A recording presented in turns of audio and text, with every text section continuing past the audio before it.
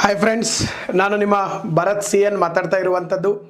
ನಮ್ಮ Santosh Lad sir foundation ವತಿಯಿಂದ ಈಗಾಗಲೇ KS ಒಂದು ಉಚಿತ ತರಗತಿಗಳು ನಡೀತಾ ಇದ್ದಾವೆ.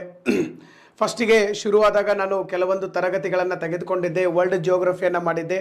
ಆನಂತರ ನನ್ನ ಸಹೋದ್ಯೋಗಿಗಳು ಕ್ಲಾಸನ್ನು ತೆಗೆದುಕೊಳ್ತಾ ಇದ್ದರು. ಆಮೇಲೆ ಇವತ್ತಿನಿಂದ ಮತ್ತೆ ಕಂಟಿನ್ಯೂಯಸ್ ಆಗಿ ಇವತ್ತು ಗುರುವಾರ, ಶುಕ್ರವಾರ, ಶನಿವಾರ ಕಂಟಿನ್ಯೂಯಸ್ ಆಗಿ 3-4 ದಿನಗಳ ಕಾಲ ನನ್ನ ತರಗತಿಗಳು ಇರ್ತವೆ. ಸಂಜೆ 6 ಗಂಟೆಯಿಂದ 7 ಗಂಟೆ ಹೊರಗಡೆ ಈ ಒಂದು ತರಗತಿಗಳು ಇರುವಂಥದ್ದು. ಸೊ ನಾವು ಈಗಾಗಲೇ ವರ್ಲ್ಡ್ ಜಿಯೋಗ್ರಫಿಯನ್ನು ನಾವು ಶುರು ಮಾಡಿದ್ದೀವಿ. ಅನೇಕ ಖಂಡಗಳು, ಅದರಲ್ಲಿರ್ತಕ್ಕಂಥ ವಿಶೇಷತೆಗಳು, ಪರ್ವತ ಶ್ರೇಣಿಗಳು, ಇವೆಲ್ಲದರ ಬಗ್ಗೆ ನಾವು ನೋಡಿದ್ದೀವಿ. ಇನ್ನು ನಾವೇನು ಮಾಡೋಣ ಅಂತಂದರೆ ಇದರ ಒಂದು ಮುಂದುವರೆದ ಭಾಗವನ್ನು ನಾವು ಇವತ್ತಿನ ಒಂದು ತರಗತಿಯಲ್ಲಿ ನೋಡ್ತಾ ಹೋಗೋಣ. ಆಲ್ಮೋಸ್ಟು ನೀವೆಲ್ಲರೂ ನಮ್ಮ ಓರಿಯೆಂಟ್ ಬ್ಲ್ಯಾಕ್ಸನ್ ಅಥವಾ ಆಕ್ಸ್ಫರ್ಡ್ ಅಟ್ಲಾಸನ್ನು ತೆಗೆದುಕೊಂಡಿರ್ಬೋದು. ಓರಿಯೆಂಟ್ ಬ್ಲ್ಯಾಕ್ಸನ್ ಅಥವಾ ನಮ್ಮ ಇನ್ನೊಂದು ಯಾವುದು ಆಕ್ಸ್ಫರ್ಡ್ ಅಟ್ಲಾಸು, ಎರಡರೊಳಗಡೆ ಯಾವುದಾದ್ರೂ ಒಂದು ಅಟ್ಲಾಸ್ ಇದ್ದರೆ ಸಾಕು.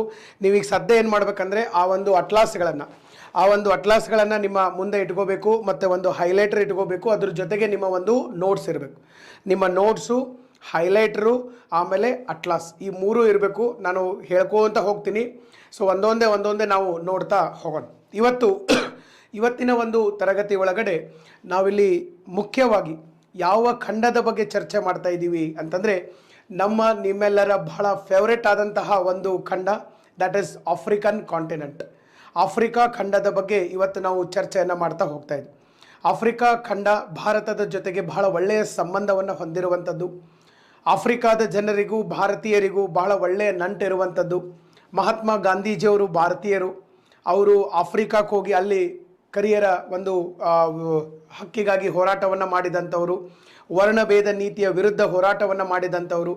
ಇನ್ನು ಅಲ್ಲಿ ಹುಟ್ಟಿದಂತಹ ನಮ್ಮ ನೆಲ್ಸನ್ ಮಂಡೇಲರವರು, ಅವರು ಕೂಡ ವರ್ಣಭೇದ ನೀತಿ, ಅಪರ್ಥೀಡ್ ಅಂತ ಕರಿತೀವಿ, ಇದರ ಬಗ್ಗೆ ಹೋರಾಟವನ್ನು ಮಾಡಿದಂಥವ್ರು. ಸೊ ಅಲ್ಲಿ ಹೋರಾಟ ಮಾಡಿದ್ದಕ್ಕಾಗಿ ಅವರನ್ನು ನಾವು ಭಾರತದಲ್ಲಿ ಭಾರತ ರತ್ನ ಪ್ರಶಸ್ತಿಯನ್ನು ಕೊಟ್ಟಿದ್ವಿ. ನಮ್ಮ ಭಾರತ ದೇಶದ ಅತ್ಯುನ್ನತ ನಾಗರಿಕ ಪ್ರಶಸ್ತಿಯಾದಂಥ ಭಾರತ ರತ್ನ ಪ್ರಶಸ್ತಿಯನ್ನು ನಾವು ಕೊಟ್ಟಿರುವಂಥದ್ದು. ಸೊ ಹೀಗೆ ನಮ್ಮದು ಮತ್ತು ಆಫ್ರಿಕಾ ಖಂಡದ ಸಂಬಂಧಗಳು ಬಹಳ ಹಳೆಯ ಸಂಬಂಧಗಳು. These are cultural linkages. ಈಗ ವ್ಯಾಪಾರ, ವಹಿವಾಟು, ಇಂಟರ್ನ್ಯಾಷನಲ್ ರಿಲೇಷನ್ನು ಎಲ್ಲ ಕೂಡ ಬೆಳೀತಾ ಇದೆ. ಸೊ ಬಹಳ ಅದ್ಭುತವಾದಂಥ ಒಂದು ಸಂಬಂಧವನ್ನು ನಾವು ಹೊಂದಿದ್ದೀವಿ. ಸೊ ಹೀಗಾಗಿ ನಮ್ಮ ಆಫ್ರಿಕಾ ಖಂಡದ ಕುರಿತಾಗಿ ಏನು ಡಿಸ್ಕಷನ್ ಐತಲ್ಲ, it is a very fantastic discussion. ಬಹಳ ಅದ್ಭುತವಾದಂಥ ಕೆಲವೊಂದು ಪಾಯಿಂಟ್ಸ್ಗಳನ್ನು ಆಫ್ರಿಕಾ ಖಂಡದ ಬಗ್ಗೆ ನೋಡ್ತಾ ಹೋಗೋಣ.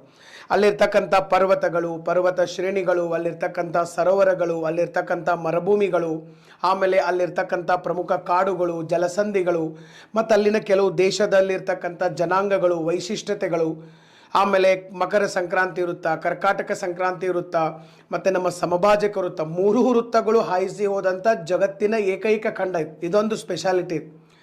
ಯಾವುದು? ಟ್ರಾಪಿಕ್ ಆಫ್ ಕ್ಯಾನ್ಸರ್ ಅಂದರೆ ಕರ್ಕಾಟಕ ಸಂಕ್ರಾಂತಿ ವೃತ್ತ. ಮಕರ ಸಂಕ್ರಾಂತಿ ವೃತ್ತ ಅಂತಂದರೆ ಅದನ್ನು ಟ್ರಾಪಿಕ್ ಆಫ್ ಕ್ಯಾಪ್ರಿಕಾರ್ನ್ ಅಂತ ಕರಿತೀವಿ. ನೆಕ್ಸ್ಟ್ ಬರೋದು ಇಕ್ವೇಟರ್, ಸಮಭಾಜಕ ವೃತ್ತ.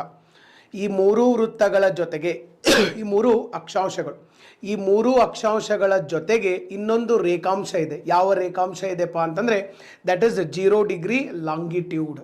ಈ 0 ಡಿಗ್ರಿ ಲಾಂಗಿಟ್ಯೂಡ್ ಕೂಡ ಇಲ್ಲೇ ನಮಗೆ ಹಾಯಿಸಿ ಹೋಗಿರುವಂಥದ್ದು. ಸೊ ಹೀಗಾಗಿ ಈ ರೀತಿಯಾದಂಥ ಒಂದು ವಿಶಿಷ್ಟತೆಯನ್ನು ಇದು ಹೊಂದಿರುವಂಥದ್ದು.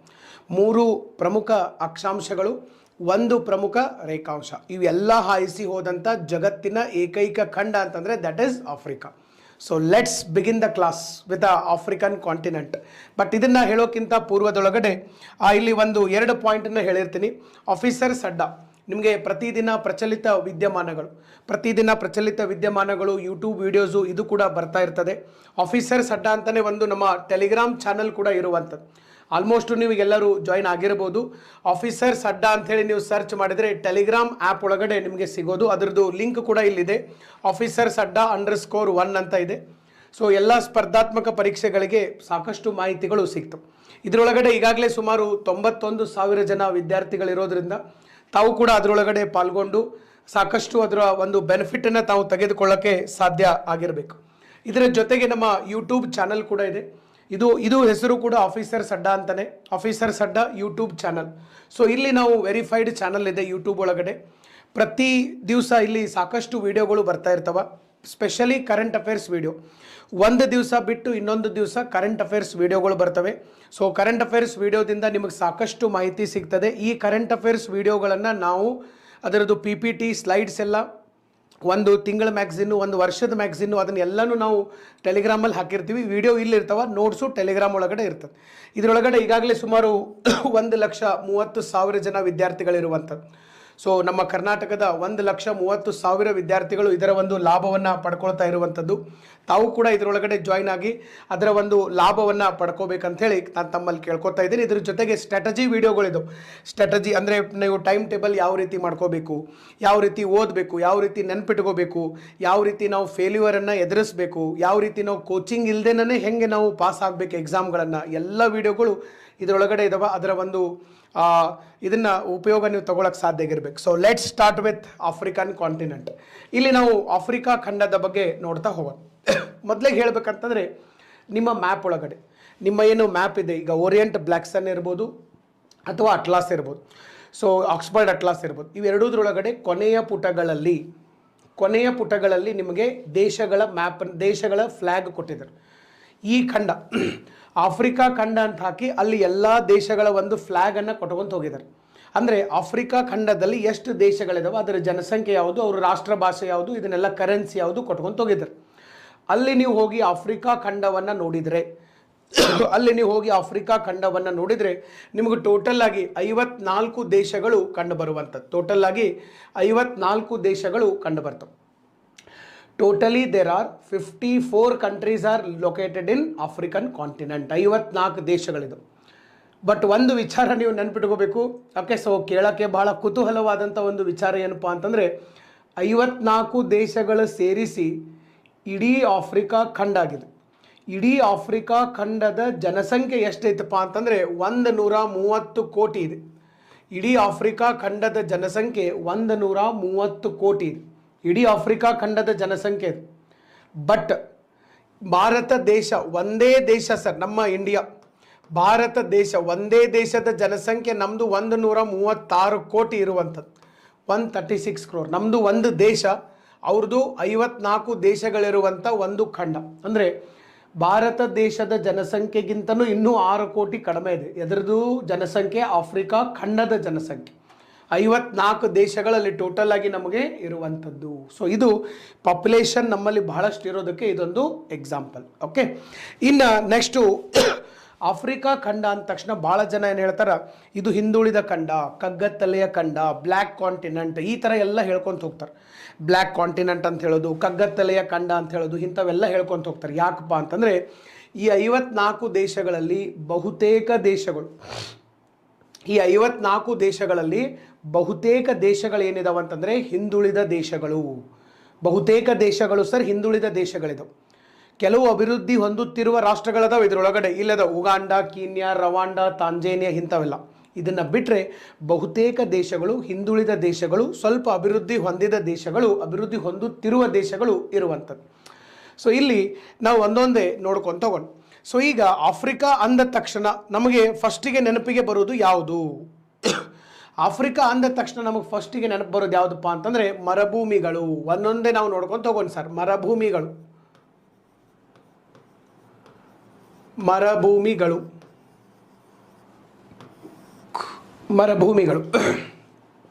ಆಫ್ರಿಕಾದಲ್ಲಿ ಕಂಡು ಬರ್ತಕ್ಕಂತಹ ಮರುಭೂಮಿಗಳು.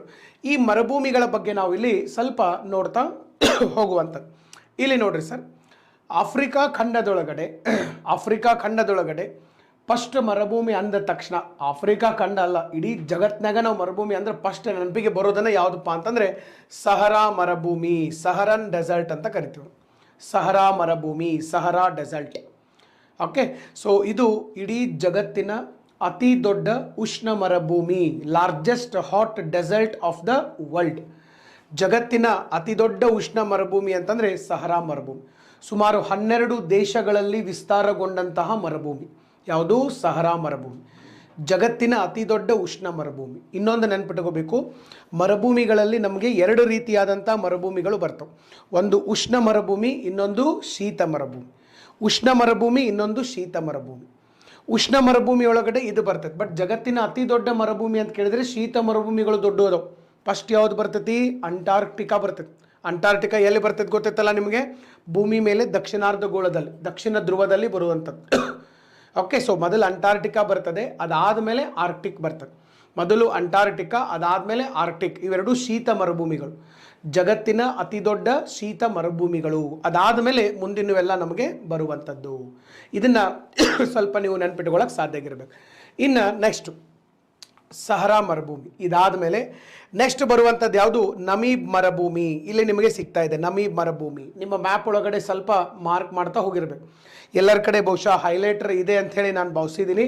ಹೈಲೈಟರ್ ಒಳಗಡೆ ನೀವು ಸ್ವಲ್ಪ ಮಾರ್ಕ್ ಮಾಡ್ತಾ ಹೋಗಿರಬೇಕು.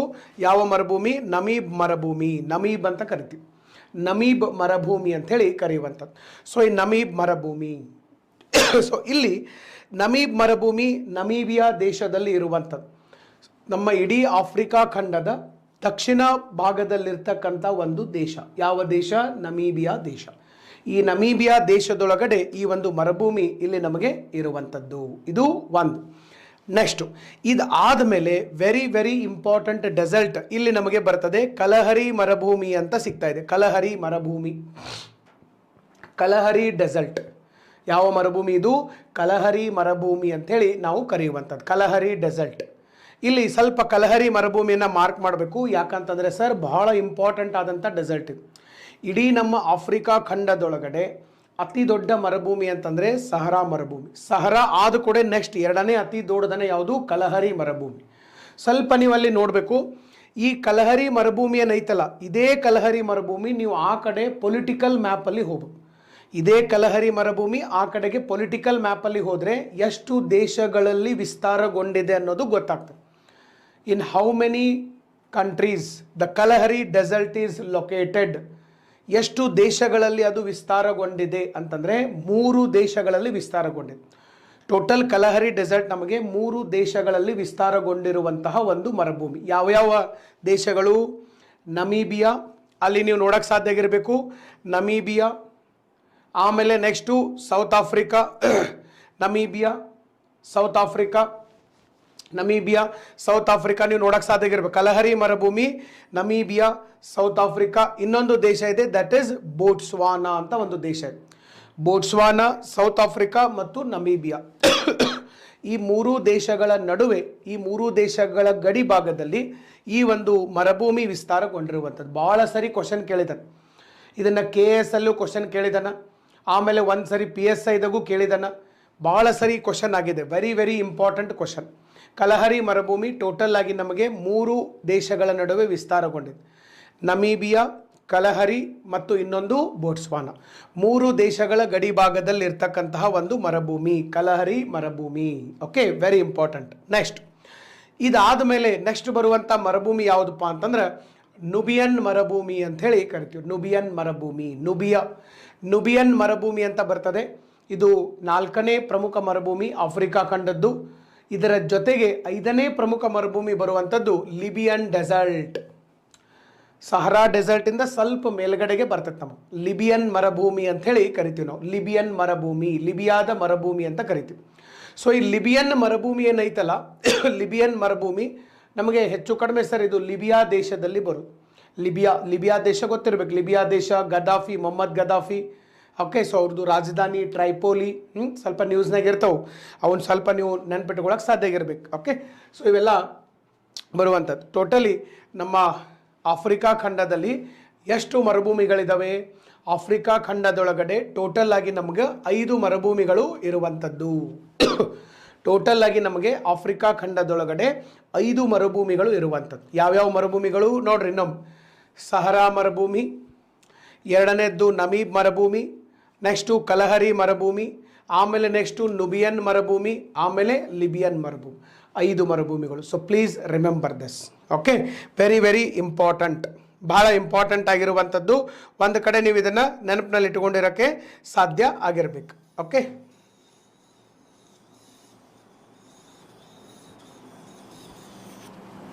ಓಕೆ. ಸೊ ಇನ್ನು ನೆಕ್ಸ್ಟ್ ಮರುಭೂಮಿಗಳಾಯಿತು. ಇನ್ನು ಮರುಭೂಮಿಗಳಾದಮೇಲೆ ನಾವು ಇಲ್ಲಿ ಏನು ಮಾಡೋಣಪ್ಪ ಅಂತಂದರೆ ಪರ್ವತಗಳು. Very important. ಪರ್ವತಗಳನ್ನು ನೋಡೋದಾತಂದರೆ ಇಲ್ಲಿ ನಮಗೆ ಸಮಭಾಜಕ ವೃತ್ತ ಕಾಣ್ತಾ ಇದೆ. ಸಮಭಾಜಕ ವೃತ್ತ, 0 ಡಿಗ್ರಿ ಇಕ್ವೇಟರ್, ಸಮಭಾಜಕ ವೃತ್ತ.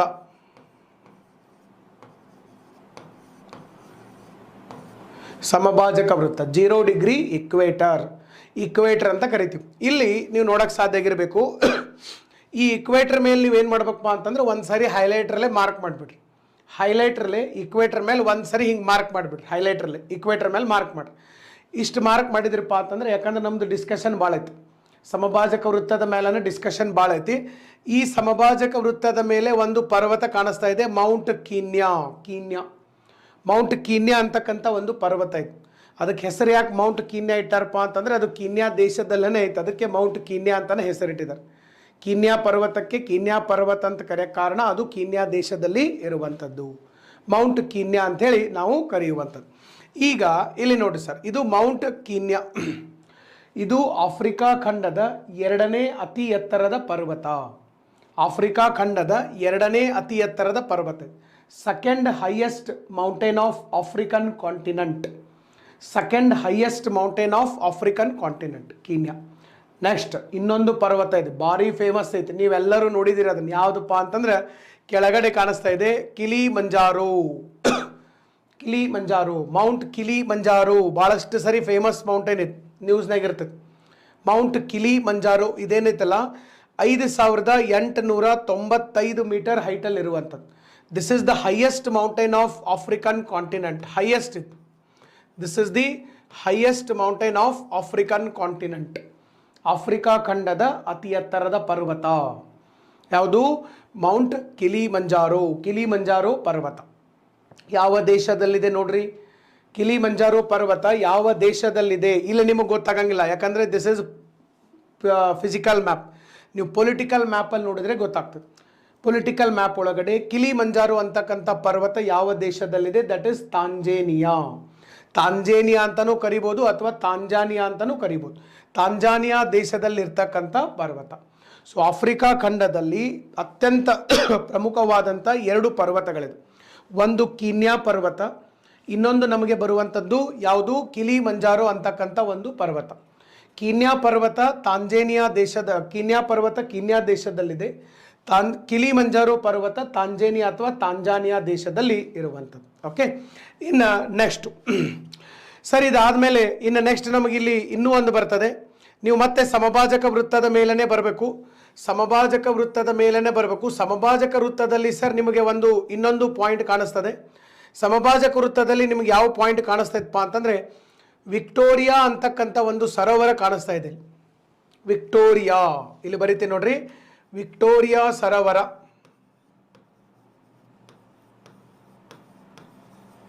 ವಿಕ್ಟೋರಿಯಾ ಸರೋವರ, ಲೇಕ್ ವಿಕ್ಟೋರಿಯಾ. ವಿಕ್ಟೋರಿಯಾ ಸರೋವರ ಸಿಗ್ತಾ ಇದೆ. ವಿಕ್ಟೋರಿಯಾ ಅಂತಕ್ಕಂಥ ಸರೋವರ ಸಿಗ್ತಾ ಇದೆ ಎಲ್ಲರಿಗೂ. ಸಮಭಾಜಕ ವೃತ್ತದ ಮೇಲೇ ಐತೆ ನೋಡ್ರಿ, ಕರೆಕ್ಟ್ ಸಮಭಾಜಕ ವೃತ್ತದ ಮೇಲೆ ಐತೆ.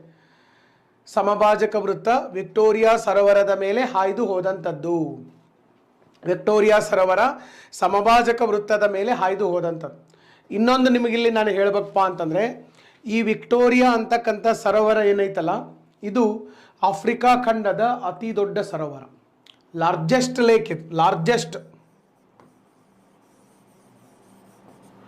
Largest lake of African continent. Africa ಖಂಡದ ಅತಿ ದೊಡ್ಡ ಸರೋವರ ಯಾವುದು? ನಮ್ಮ ವಿಕ್ಟೋರಿಯಾ ಸರೋವರ.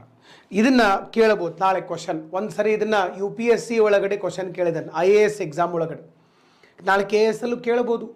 IASದಾಗ ಏನು ಕೇಳಿದಾನಪ್ಪ ಅಂತಂದ್ರೆ, ಇದು ಈ ಒಂದು ವಿಕ್ಟೋರಿಯಾ ಸರೋವರ ಎಷ್ಟು ದೇಶಗಳ ಗಡಿ ಭಾಗದಲ್ಲಿ ಹಂಚಿಕೆಯಾಗಿದೆ? ವಿಕ್ಟೋರಿಯಾ ಸರೋವರ ಎಷ್ಟು ದೇಶಗಳ ಗಡಿ ಭಾಗದಲ್ಲಿ ಹಂಚಿಕೆಯಾಗಿದೆ? ವಿಕ್ಟೋರಿಯಾ ಸರೋವರ, ಸೊ ಪ್ಲೀಸ್ ರಿಮೆಂಬರ್, ವಿಕ್ಟೋರಿಯಾ ಅನ್ನುವಂಥ ಸರೋವರ ಸರ್ 3 ದೇಶಗಳ ಗಡಿ ಭಾಗದಲ್ಲಿ ಹಂಚಿಕೆಯಾಗಿದೆ. ವಿಕ್ಟೋರಿಯಾ ಸರೋವರ 3 ದೇಶಗಳ ಗಡಿ ಭಾಗದಲ್ಲಿ ಹಂಚಿಕೆಯಾಗಿದೆ. ಯಾವುದ್ಯಾವುದು? ತಾಂಜೇನಿಯಾ, ಉಗಾಂಡ ಮತ್ತು ಇನ್ನೊಂದು ಕೀನ್ಯಾ.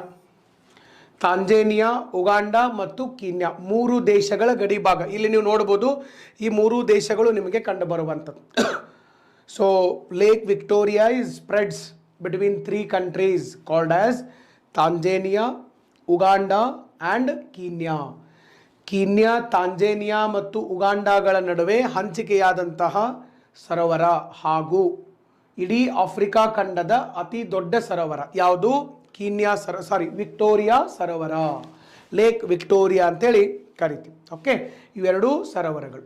ಇನ್ನೊಂದು ಸರೋವರ ಇದೆ, ಲೇಕ್ ಚಾಡ್ ಅಂತಕ್ಕಂಥ ಒಂದು ಸರೋವರ ಇದೆ. ಇಲ್ಲಿ ನೋಡ್ಬೋದು ನೀವು, ಚಾಡ್ ಇಡೀ ಆಫ್ರಿಕಾ ಖಂಡದಾಗ ಅತಿ ದೊಡ್ಡ ಸರೋವರ ಇದು ವಿಕ್ಟೋರಿಯಾ. ಎರಡನೇದು ಯಾವುದೈತಿ ಇಲ್ಲಿ? ಲೇಕ್ ಚಾಡ್ ಅಂತ, ಚಾಡ್ ಸರೋವರ.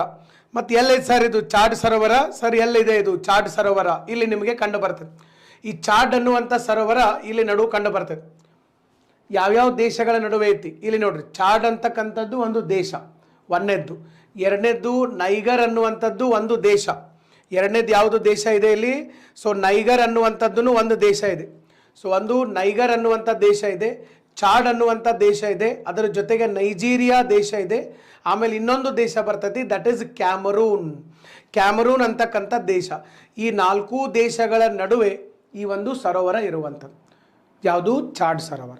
This is the second largest lake of the Africa. Africa ಖಂಡದ ಎರಡನೇ ಅತಿ ದೊಡ್ಡ ಸರೋವರ.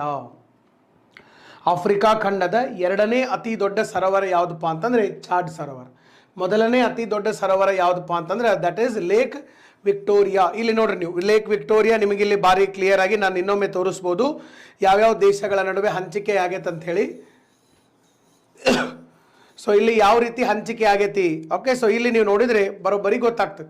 ಇಲ್ಲಿ ನೋಡಿ, ಇಲ್ಲಿ ನಮಗೆ ಲೇಕ್ ವಿಕ್ಟೋರಿಯಾ ಇದೆ, ಇಲ್ಲಿ ಕೀನ್ಯಾ ಇದೆ, ಉಗಾಂಡ ಇದೆ, ಆಮೇಲೆ ನೆಕ್ಸ್ಟು ತಾಂಜೇನಿಯಾ ಇದೆ, ಆಮೇಲೆ ಈ ಕಡೆಗೆ ರವಾಂಡ ಇದೆ.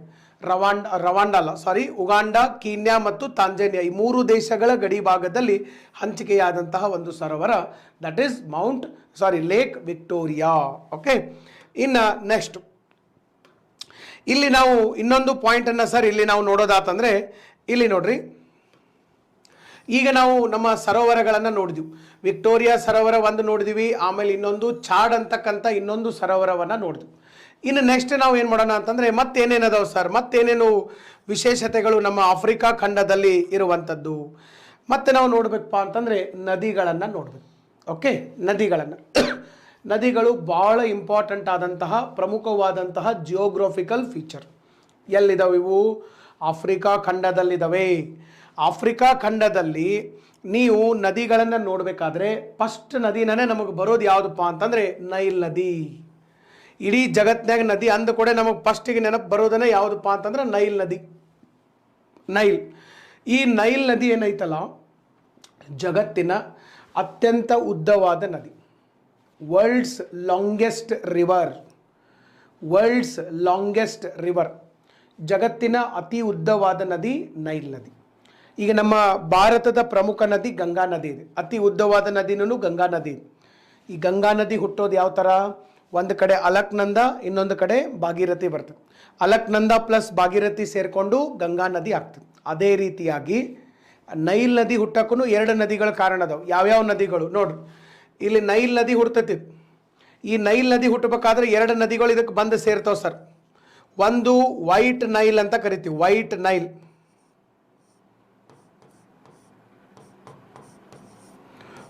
ನೈಲ್ ಅಂತ ಕರಿತೀವಿ. ಇನ್ನೊಂದು ಬ್ಲೂ ನೈಲ್ ಅಂತ ಕರಿತೀವಿ.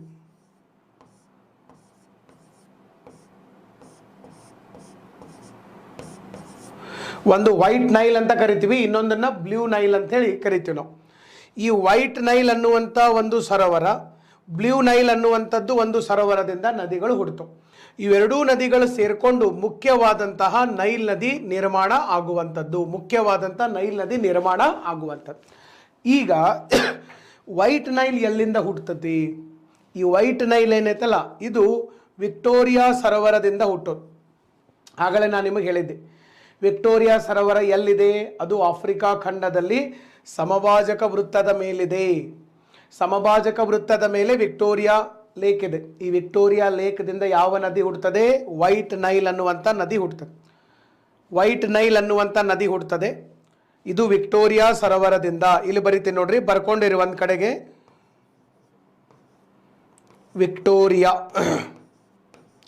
ವಿಕ್ಟೋರಿಯಾ ಸರೋವರ. ಆಮೇಲೆ ಇನ್ನೊಂದು ಬ್ಲೂ ನೈಲ್ ಅನ್ನುವಂಥ ನದಿ, ಇದು ತನಾ ಅನ್ನುವಂಥ ಸರೋವರದಿಂದ ಹುಡ್ತದೆ. ಇಲ್ಲಿ ತನಾ ಸರೋವರ ಇದೆ, ಇಲ್ಲಿ ತನಾ. ಆಮೇಲೆ ಇಲ್ಲಿ ವಿಕ್ಟೋರಿಯಾ ಸರೋವರ ಇದೆ. ಇಲ್ಲಿಂದ ನಮಗೆ ವೈಟ್ ಯಾವುದು ಬ್ಲೂ ನೈಲ್ ಇಲ್ಲಿಂದ ಹುಡ್ತದೆ ತನಾ ಸರೋವರದಿಂದ, ವೈಟ್ ನೈಲು ವಿಕ್ಟೋರಿಯಾ ಸರೋವರದಿಂದ ಹುಡ್ತದೆ.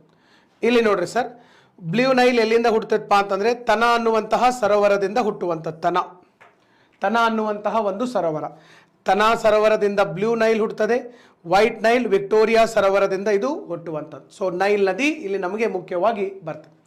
ಸೊ ಇಲ್ಲಿ ವಿಕ್ಟೋರಿಯಾದಿಂದ ವೈಟ್ ನೈಲ್, ಬ್ಲೂ ನೈಲ್ ತನಾದಿಂದ ಹುಟ್ಟಿ ಮುಂದೆ ಅದು ಸೇರಿಕೊಂಡು ನೈಲ್ ನದಿ ಆಗುವಂಥದ್ದು. Nile is the longest river of the world.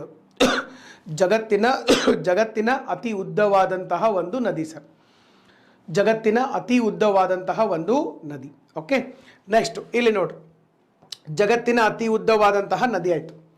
ಇದು ಮುಂದೆ ಈಜಿಪ್ಟ್ ದೇಶದ ಮೂಲಕ ಹರಿತದೆ. ವೆರಿ ವೆರಿ ಇಂಪಾರ್ಟೆಂಟ್, ಮೊದಲು ಗುರುತು ಮಾಡ್ರಿ ಈಜಿಪ್ಟ್ ದೇಶ ಎಲ್ಲೈತಿ. ಇಲ್ಲಿ ನೋಡ್ರಿ ಈಜಿಪ್ಟ್. ಯಾಕಂದರೆ ನಾನು ಯಾಕೆ ಮಾರ್ಕ್ ಮಾಡ್ತಾ ಇದ್ದೀನಿ, ಎಷ್ಟೋ ಸಾರಿ ನಾವು ಈಜಿಪ್ಟ್ ಕೇಳಿರ್ತೀವಿ.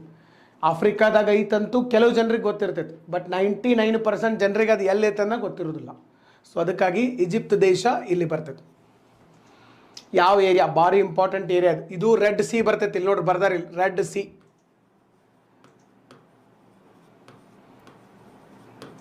ಕೆಂಪು ಸಮುದ್ರ. ಇದು ಕೆಂಪು ಸಮುದ್ರ. ಮೇಲ್ಗಡೆ ಹೋದ್ರಿ ಇಲ್ಲಿ ನೋಡ್ರಿ ಮೆಡಿಟರೇನಿಯನ್ ಸಮುದ್ರ. ಈ ಮೆಡಿಟರೇನಿಯನ್ ಸಮುದ್ರ ಮತ್ತು ಕೆಂಪು ಸಮುದ್ರ ಇವೆರಡೂದ್ರ ಜೊತೆ ಗಡಿ ಹಂಚಿಕೊಂಡಂಥ ದೇಶ ಯಾವುದಪ್ಪ ಆಫ್ರಿಕಾ ಖಂಡದಾಗ ಅಂತ ಕೇಳಿದ್ರೆ ನೀವು ಕಣ್ಣು ಮುಚ್ಚಿ ಹಾಕ್ಬೇಕು, ಈಜಿಪ್ಟ್ ದೇಶ.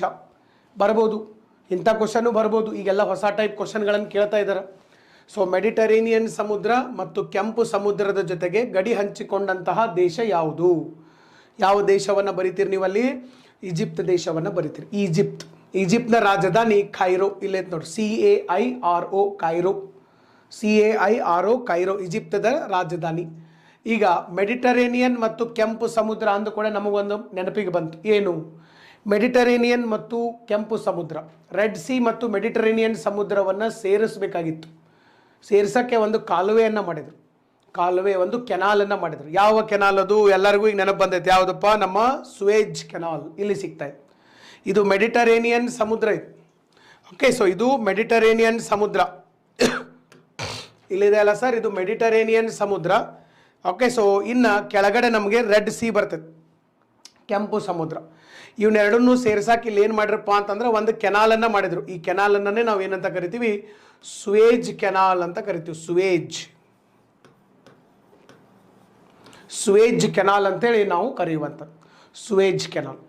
ಸೊ ಸುವೇಜ್ ಕೆನಾಲ್ ಯಾವ ಎರಡು ಸಮುದ್ರಗಳನ್ನು ಸೇರಿಸ್ತದೆ? ರೆಡ್ ಸಿ ಮತ್ತು ಮೆಡಿಟರೇನಿಯನ್ ಸಿ.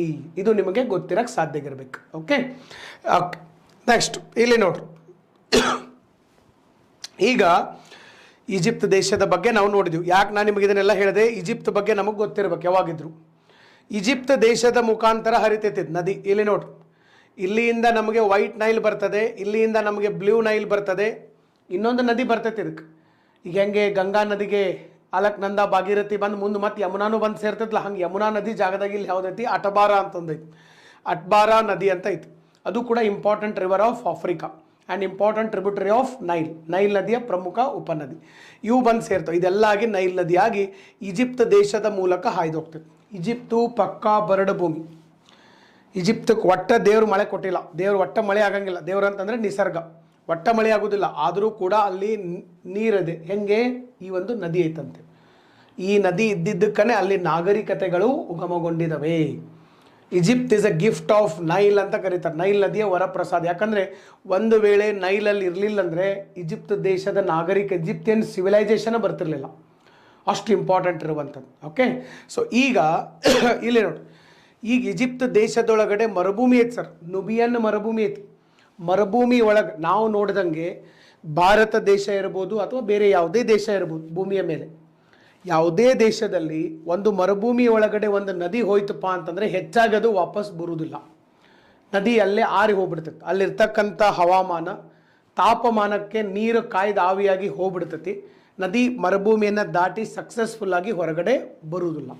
ಬಟ್ ಇಲ್ಲಿ ಆಫ್ರಿಕಾ ಖಂಡದಲ್ಲಿ ಈಜಿಪ್ಟ್ ದೇಶದಲ್ಲಿ ನದಿ ಮರುಭೂಮಿಯ ಮುಖಾಂತರ ಹಾಯ್ದು ದಕ್ಷಿಣ ಈಜಿಪ್ತಿಂದ ಉತ್ತರ ಈಜಿಪ್ಟ್ವರೆಗೂ ಹೋಗಿ ಸಕ್ಸಸ್ಫುಲ್ಲಾಗಿ ಇದು ಹೊರಗಡೆ ಬಂದು ಸಮುದ್ರವನ್ನು ಸೇರ್ತದೆ. ಇದು ವಿಶೇಷತೆ. ಯಾವ ಸಮುದ್ರವನ್ನು ಸೇರ್ತದೆ? ಮೆಡಿಟರೇನಿಯನ್ ಸಮುದ್ರವನ್ನು ಸೇರ್ತದೆ. ಇದು ನಮ್ಮ ನೈಲ್ ನದಿಯ ಒಂದು ವಿಶೇಷತೆ. ಅದಕ್ಕೆ ಈ ನೈಲ್ ನದಿ ಎಷ್ಟು ಚಂದ ಐತಪ್ಪ ಅಂತಂದರೆ, ಸರ್ ನೈಲ್ ನದಿ ಏನಾಗೈತಪ್ಪ ಅಂತಂದರೆ ಆಲ್ಮೋಸ್ಟ್ ನಮ್ಮ ಈಜಿಪ್ಟ್ ದೇಶದ ದಕ್ಷಿಣ ಭಾಗದಿಂದ ಹಿಡಿದು ಉತ್ತರ ಭಾಗದವರೆಗೂ ಆ ನದಿ ಹರಿತಾ ಹೋಗಿದೆ. ಓಕೆ, ಅಂದರೆ ಇಡೀ ಈಜಿಪ್ಟ್ಗೆ ನೀರನ್ನು ಕೊಡುವಂತಹ ಒಂದು ಇಂಪಾರ್ಟೆಂಟ್ ಕ್ರೂಷಿಯಲ್ ಲೊಕೇಶನ್ ಒಳಗಡೆ ಅದಿರುವಂಥದ್ದು. ಹೀಗಾಗಿನೇ ನಾವು ಏನಂತ ಕರಿತೀವಿ? Egypt gift of Nile. Egypt ದೇಶ ನೈಲ್ ನದಿಯ ಒಂದು ವರಪ್ರಸಾದ ಅಂಥೇಳಿ ನಾವು ಅಲ್ಲಿ ಕರೆಯುವಂಥದ್ದು. ಓಕೆ, ಇದನ್ನು ನೀವು ಒಂದು ಸ್ವಲ್ಪ ನೆನಪಿನಲ್ಲಿ ಇಟ್ಕೊಳ್ಳೋಕೆ ಸಾಧ್ಯ ಆಗಿರ್ಬೇಕು. ಇನ್ನು ನೆಕ್ಸ್ಟು ಇನ್ನೊಂದು ಭಾಳ ಸರಿ ಕ್ವಶನ್ ಆಗಿದೆ, ಮುಂದೂ ಕ್ವಶನ್ ಬರಬಹುದು. ನೈಲ್ ನದಿ ಯಾವ ಸಮುದ್ರಕ್ಕೆ ಹೋಗಿ ಸೇರ್ತದೆ? ಮೆಡಿಟರೇನಿಯನ್ ಸಮುದ್ರ. ಭಾಳ ಜನ ರೆಡ್ ಸಿ ಅಂತ ತಿಳ್ಕೊತಾರೆ. ಕೆಂಪು ಸಮುದ್ರ ಅಲ್ಲ, ಕೆಂಪು ಸಮುದ್ರ ಸಮೀಪ ಐತಷ್ಟೇ, ಬಟ್ ಅಲ್ಲಿ ಹೋಗಿ ಸೇರುವುದಿಲ್ಲ. Please try to clarify this. Okay, ಇದನ್ನು ಮೊದಲು ಕ್ಲಾರಿಟಿ ಇಟ್ಕೊಂಡು. ಕೆಂಪು ಸಮುದ್ರಕ್ಕೆ ಭಾಳ ಸಮೀಪ ಹೋದರೂ ಕೂಡ ಕೆಂಪು ಸಮುದ್ರಕ್ಕೆ ಸೇರೋದಿಲ್ಲ. ಎಲ್ಲಿ ಹೋಗಿ ಸೇರ್ತೈತಿ? ಮೆಡಿಟರೇನಿಯನ್ ಸಮುದ್ರವನ್ನು ಸೇರುವಂಥದ್ದು. ಓಕೆ, ಸೊ ಈಗ ನಾವು ನೈಲ್ ನದಿಯನ್ನು ನೋಡಿದ್ದೀವಿ ಸರ್. ಇನ್ನು ಆಫ್ರಿಕಾದೊಳಗಡೆ ಇದನ್ನು ಬಿಟ್ಟು ಇನ್ನೂ ಸಾಕಷ್ಟು ನದಿಗಳಿದಾವೆ. ಓಕೆ, ಇನ್ನೂ ಸಾಕಷ್ಟು ನಮಗೆ ನದಿಗಳಿರುವಂಥದ್ದು. ಈ ನದಿಗಳ ಬಗ್ಗೆ ಎಲ್ಲ ನಾವು ಒಂದು ಸ್ವಲ್ಪ ಮಾಹಿತಿಯನ್ನು ಸರ್ ಇಲ್ಲಿ ನೋಡ್ಕೊಂಡು ತಗೊಂಡು, ನೈಲ್ ನದಿ ಬಿಟ್ಟರೆ ನಮಗೆ ಮತ್ತೆ ಯಾವ ನದಿಗಳು ಇಲ್ಲಿದಾವ? ಇಲ್ಲಿ ನಾನು ಮುಂದಿನ ಒಂದು ಸ್ಲೈಡ್ ಒಳಗಡೆ ಇಲ್ಲೇ ತೋರಿಸ್ತೀನಿ. ಒಂದೇ ನಿಮಿಷ. ಹಾಂ, ಇಲ್ಲಿ ಇನ್ನೊಂದಿಷ್ಟು ನದಿಗಳಿದಾವೆ. ಈಗ ನಾವು ನೋಡಿದ್ದು ಯಾವುದಪ್ಪ ಅಂತಂದರೆ ನೈಲ್ ನದಿ. ಇಲ್ಲಿ ನೋಡ್ರಿ, ವೈಟ್ ನೈಲು, ಬ್ಲೂ ನೈಲ್ ಇವೆರಡೂ ಸೇರಿಕೊಂಡು ನೈಲ್ ನದಿ ಆಗಿತ್ತು. ಇನ್ನು ನೆಕ್ಸ್ಟು ಇಲ್ಲಿ ಇನ್ನೊಂದು ಸಿಗ್ತಾ ಇದೆ, ಕಾಂಗೋ ನದಿ ಅಂತ ಬರ್ತದೆ. ಕಾಂಗೋ ನದಿ, ಕಾಂಗೋ ಅಥವಾ ಜೈರೆ ನದಿ ಅಂತ ಕರಿತೀವಿ. ಇದು ಇಲ್ಲಿ ನಮಗೆ ಸಮಭಾಜಕ ವೃತ್ತ ಇಲ್ಲಿ ಬರ್ತದೆ. ಸಮಭಾಜಕ ವೃತ್ತವನ್ನು 2 ಬಾರಿ ಹಾಯ್ದು ಹೋಗುವಂಥ ನದಿ ಕಾಂಗೋ ನದಿ. ಕಾಂಗೋ ನದಿ, the only river which cuts the equator twice, that is Congo. Next ಕೆಳಗಡೆ ಇನ್ನೊಂದು ನದಿ ಇದೆ, ಇಲ್ಲಿ ಲಿಂಪೋಂಪೋ ಅಂತ ನದಿ ಇದೆ. ಬಹುಶಃ ಇಲ್ಲಿ ಮ್ಯಾಪ್ ಒಳಗಡೆ ಕೊಟ್ಟಿಲ್ಲ. ಲಿಂಪೋಂಪೋ ಅಂತ ನದಿ ಇದೆ. ಇಲ್ಲಿ ನೋಡ್ರಿ, ಇಲ್ಲಿ ನಿಮಗೆ ತೋರಿಸ್ತೀನಿ ನಾನು. ಇಲ್ಲಿ ಮೊದಲೇದು ಯಾವುದಪ್ಪ ಅಂತಂದರೆ ಕಾಂಗೋ ನದಿ. ಇಲ್ಲಿ ಕಾಂಗೋ ನದಿ ಹೋಗ್ತಾ ಇದೆ. ಕಾಂಗೋ ನದಿ ಸಮಭಾಜಕ ವೃತ್ತವನ್ನು 2 ಬಾರಿ ಹಾಯ್ದು ಹೋಗಿದೆ. Congo, the only river on planet earth which cuts the equator twice. 2 ಬಾರಿ ಸಮಭಾಜಕ ವೃತ್ತವನ್ನು ಹಾಯ್ದು ಹೋದ ನದಿ ಕಾಂಗೋ ನದಿ. ನೆಕ್ಸ್ಟು ಇಲ್ಲಿ ಇನ್ನೊಂದು ಬರ್ತದೆ, ಲಿಂಪೋಂಪೋ ಅಂತ ಬರ್ತದೆ. ಇಲ್ಲಿ ನೋಡ್ರಿ, ಇಲ್ಲಿದೆ ಲಿಂಪೋಂಪೋ. ಇಲ್ಲಿ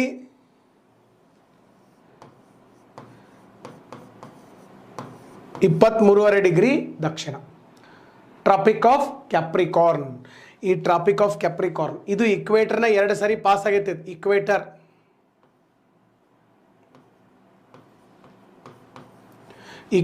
ಇದು ಯಾವುದಿದು? Tropic of Capricorn.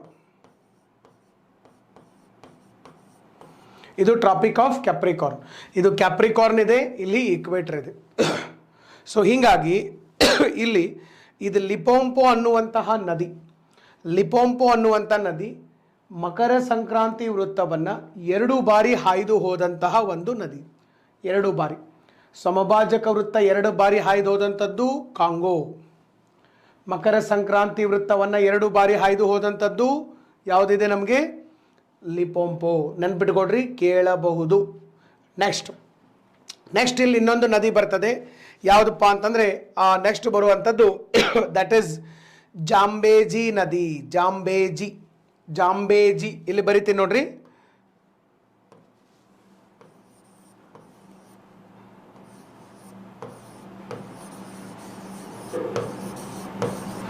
ಜಾಂಬೇಜಿ ನದಿ ಅಂತ ಕರಿತೀವಿ ನಾವು. ಯಾವ ನದಿ? ಜಾಂಬೇಜಿ.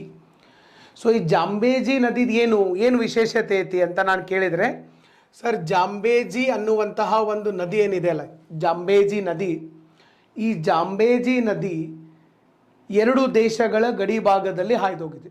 ಯಾವುದು? ಸ್ವಲ್ಪ ನೋಡ್ರಿ. 2 ದೇಶಗಳು ಯಾವುದವ? 2 ದೇಶಗಳು ಜಾಂಬೇಜಿ 2 ದೇಶಗಳ ಗಡಿ ಭಾಗದಲ್ಲಿ ಹಾಯಿಸೋಗಿದೆ. ಯಾವ್ದ್ಯಾವುದು ದೇಶಗಳು? ಇಲ್ಲಿ ನೋಡ್ರಿ, ನಾನು ಹೇಳಿರ್ತೀನಿ ನಿಮಗೆ. ಜಿಂಬಾಬ್ವೆ ಮತ್ತು ಜಾಂಬಿಯಾ.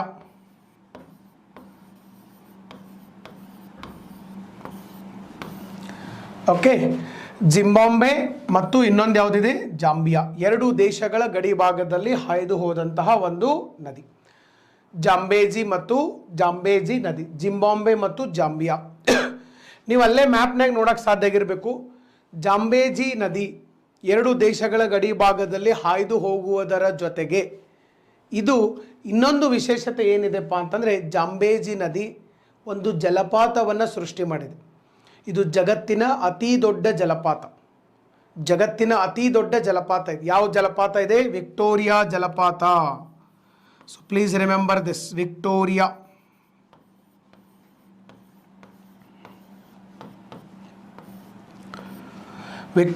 ಜಲಪಾತ ಅಂತೇಳಿ ಕರಿತೀವಿ ನಾವು. ಜಗತ್ತಿನ ಅತಿ ದೊಡ್ಡ ಜಲಪಾತ ಯಾವುದಿದೆಪ್ಪ ಅಂತಂದರೆ ವಿಕ್ಟೋರಿಯಾ ಜಲಪಾತ ಇರುವಂಥದ್ದು. ವಿಕ್ಟೋರಿಯಾ ಫಾಲ್ಸ್ ಅಂಥೇಳಿ ಕರಿತೀವಿ ಸರ್. ವಿಕ್ಟೋರಿಯಾ ಜಲಪಾತ ಜಗತ್ತಿನ ಅತಿ ದೊಡ್ಡ ಜಲಪಾತ, ವಿಕ್ಟೋರಿಯಾ ಜಲಪಾತ. So please remember this, Victoria ಜಲಪಾತ. ಇದು ಜಗತ್ತಿನ 2ನೇ ಅತಿ ದೊಡ್ಡ ಜಲಪಾತ. ಈಗಾಗಲೇ ನಾವು ಅಮೇರಿಕಾ ಖಂಡ ಹೇಳಬೇಕಾದಾಗ ನಿಮಗೆ ಹೇಳಿದ್ದೀನಿ ನಾನು.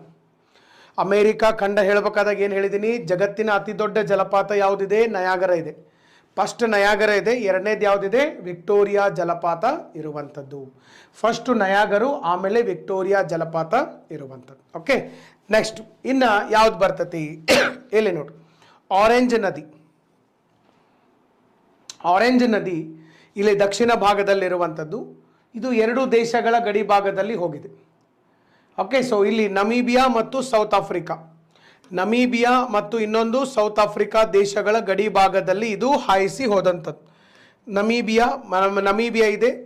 ಓಕೆ, ಸೊ ನಮೀಬಿಯಾ ಮತ್ತು ದಕ್ಷಿಣ ಆಫ್ರಿಕಾ ದೇಶಗಳ ಗಡಿ ಭಾಗದಲ್ಲಿ ಹಾಯಿಸಿ ಹೋದಂತಹ ನದಿ ನಮ್ಮ ಯಾವ ನದಿ ಇದೆ? ಆರೆಂಜ್ ನದಿ. ಓಕೆ, ಸೊ ಇಲ್ಲಿ ನಮೀಬಿಯಾ ದೇಶ ಇದೆ, ಆಮೇಲೆ ಇಲ್ಲಿ ಸೌತ್ ಆಫ್ರಿಕಾ ಇದೆ.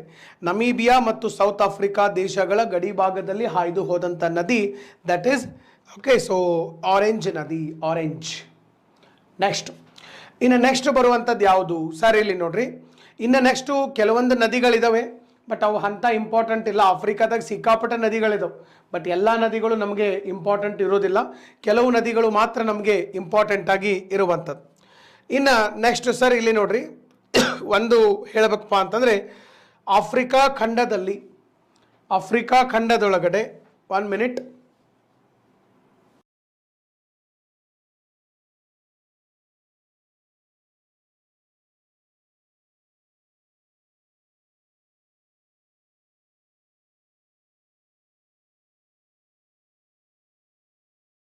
ಜಲಸಂಧಿ. ಸರ್ ಇಲ್ಲಿ ನೋಡ್ರಿ, ಈ ಜಲಸಂಧಿ ಅಂತ ಬಂದಾಗ ನಮಗೆ ಒಂದೇ ಒಂದು ಜಲಸಂಧಿ ಬರ್ತದೆ. ಜಲಸಂಧಿಗಳು